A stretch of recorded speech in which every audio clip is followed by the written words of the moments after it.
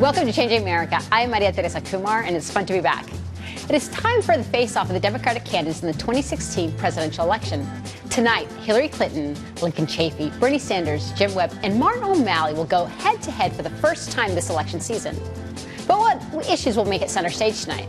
Will it be immigration reform? Will it be the criminal justice system? Or maybe it will be the issue of climate change? Joining today to discuss tonight's Democratic debate and the issues bubbling to the top, such as immigration and voter registration, among others, are from the Hillary campaign is the National Political Director, Amanda Reytanieri from Las Vegas. We are joined by Jose Artimuño, Director of Hispanic Media for the Martin O'Malley campaign, and from the Bernie Sanders campaign, Arturo Carmona, Latino Outreach Director and Southwest Political Director. We did extend invitations to the Lincoln Chafee campaign, but no one was available to come on the show. And Jim Webb campaign unfortunately never got back to us. But let's get started. So, Amanda, I want to start with you because you have seen it from all angles. You were the former chief of staff to a U.S. senator. You yourself ran for Congress, and now you are basically the national spokesperson for the campaign and actually trying to create a strategy of how does Hillary break through the noise? Yep. And it's great to be here. It's great to be with you. And, you know, it is looking at it from all different angles. I think when people think about Latino outreach or really building the big tent, it's not just one thing. It's just not how you talk. It's the policies. It's the way you do your campaign. It's the kind of events you have and really how you connect with the community on the ground. And so it's incredibly exciting to be here, and tonight's debate is just about that, making sure that people know where her heart is with the people and then how she's going to make a difference in their lives. And so, Arturo, you just recently joined the Bernie Sanders campaign, and one of the things that struck me was roughly about 4 or 5 weeks ago when Bernie descends into Los Angeles. He has a crowd of roughly 20,000 people at the epicenter of most people would say the Latino population, but very few folks had heard of him among the Latino community. Talk a little bit about that and talk about what your strategy is to make sure that Bernie becomes a household name among the Latino community. Well, look, you know, we're running an unprecedented campaign where just a few months ago, very few people thought that we'd be where we are today. And as we introduce Bernie Sanders to more and more Latinos across the country, and we talk about our platform based on hope, based on economic justice, based on immigrant rights, we're seeing that tens of thousands of Latinos are turning out in support of our platform. We were just in Tucson and in Boulder, and we're seeing great excitement from the Latino community as our platform really connects with everyday Latinos. And so we're seeing great energy and great enthusiasm and great momentum behind our campaign. Now, Jose, you right now represent the O'Malley campaign, and Governor O'Malley was one of the very first to support the DREAM Act. How significant is that pillar for him when he is trying to woo the Latino voter? Absolutely. I think it's incredibly important. Governor O'Malley has the record, over 15 years of executive experience. And, you know, truth be told, I think the fact that he was able to pass the DREAM Act in Maryland, he was able to defend it at the ballot box, and he was able to grant driver's licenses to the undocumented community in Maryland, has a lot to tell. I think if he was able to do it at the state level, I think there's a pretty good chance that he can do the same at the national level.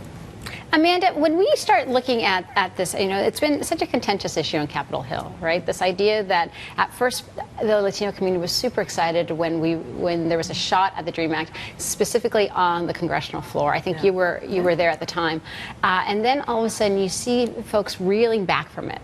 What do you expect when you start having this conversation around the immigration debate? And I want to open up to both to Arturo and to Jose as well, because I think the challenge is that everybody in the Democratic field is increasingly coalescing, and it's harder for us to understand where your candidates stand. Yeah, I think as we think through this immigration, what's going to happen, it really is building the coalitions now. It's the grassroots now. It's voters coming out. It's having your voice heard right now. And that's really what our campaign is focused on. we want to make sure that we're empowering the community so that when this election, when we're so lucky to be in the White House, we have the coalition built, we have the energy built, and Latinos have spoken in this election.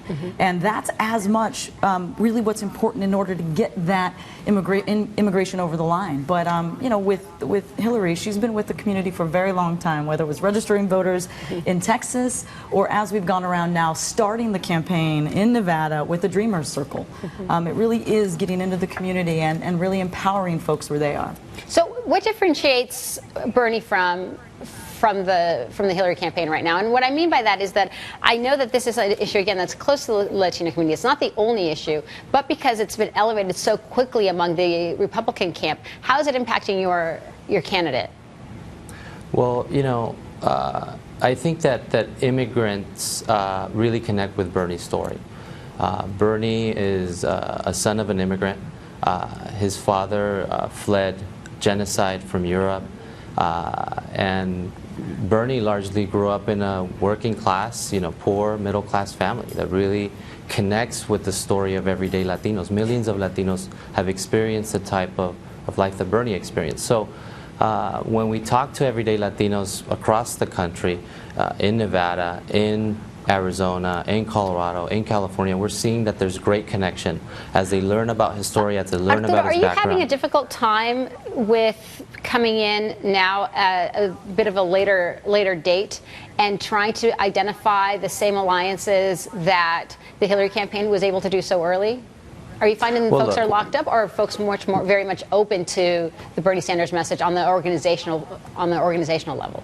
It depends who you're talking to. If you're talking to folks in Washington, it's a different story. But if you're talking That's to why I'm everyday asking Latinos, you. What are you finding on the ground?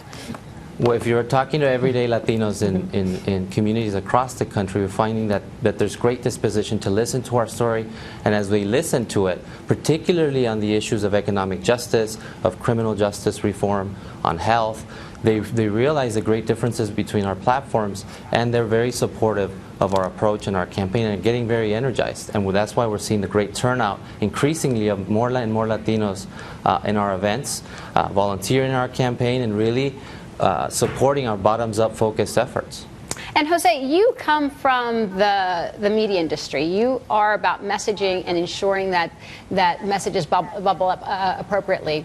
Historically in campaigns, what you find is that the Latinos, basically the Latino and other people of color groups, oftentimes sit at the kids' table. How are you finding that in the O'Malley campaign? I think you're absolutely right in the sense that, when you're reaching out to Latinos, you should not only be reaching out to Latinos in Florida or California or New York, but you also, there are Latinos in Iowa, there are Latinos in New Hampshire. Although there are not that as many, I think it's important to include all voices of Latino voices all across the country. I think when the governor was in Nevada last week, he sat down one-on-one with every single major Latino platform here in Nevada. When he's in Iowa, he gave a one-on-one with one of the only Latino newspapers in Iowa. So I think that's one of the things that we focus on. We want to make sure that we're reaching Latinos all across the country, not only on the most popular Latino states, but in others as well. I mean, how integrated is the Latino issue front and center for the Hillary campaign? It's incredibly important across the campaign. And when you think about today's campaign, the kids' table versus the big table, when you look across our campaign, you see folks of color everywhere. And that is truly what makes a campaign different. And really what I believe Hillary is all about is making sure that we have different voices at every table so that we're bringing people into the discussion, whether it's digital or strategy or grassroots or policy. It's important that we have the different faces of the country really engaged and involved. And that's a big piece to what her policy platforms are and her vision for governing. And Arturo, as Bernie right now is preparing for tonight's debate, what's going through his head? And what is it that he wants folks to walk away with as his number one issue that differentiates himself from the rest of the candidates?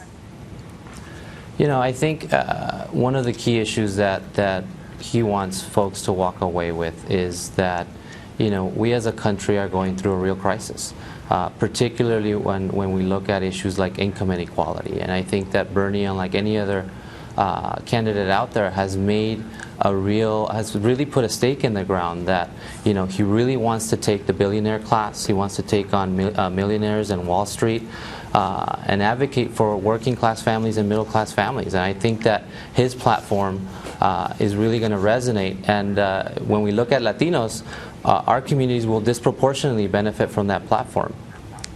And Jose, what are you seeing O'Malley? How is he preparing? How is he basically, again, he's been having a bit of a hard time actually trying to break through the Bernie and the Hillary cycles. What is he going to be able to, what is he looking to do tonight? Sure. So I think today's, he's very excited. He's looking forward to having a debate.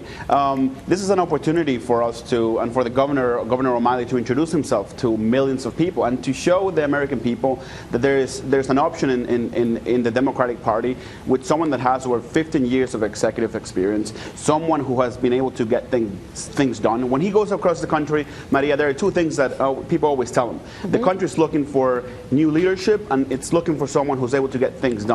And Governor O'Malley has been able to do both. And when you hear, as Hillary's preparing, everybody says, you know, she's an old pro, she's done this before. What is going through her mind, and what can we expect? You know, I think having been in debates and preparing for them, it's never easy, and it's always new and it's always different, and she gets that. You know, one of the things we talked about, and we are talking about in Latinos for Hillary, is this notion of estoy contigo. I am with you. I stand with you. I'm fighting for you. And that is what's in her head as she thinks through the Latino community, really understanding where they are, and then having the kind of policies that will actually make a difference in someone's life. And really, that's what she's been doing her whole career. But there's no doubt before any debate, you're nervous, you're getting ready. But I'm really excited. She's eating her chili peppers. There you go. And she's in Nevada, so it's a great place to find them. Great. Well, thank you so much, you guys, for joining us. We will be watching the debate closely, but I hope that you will join us once again.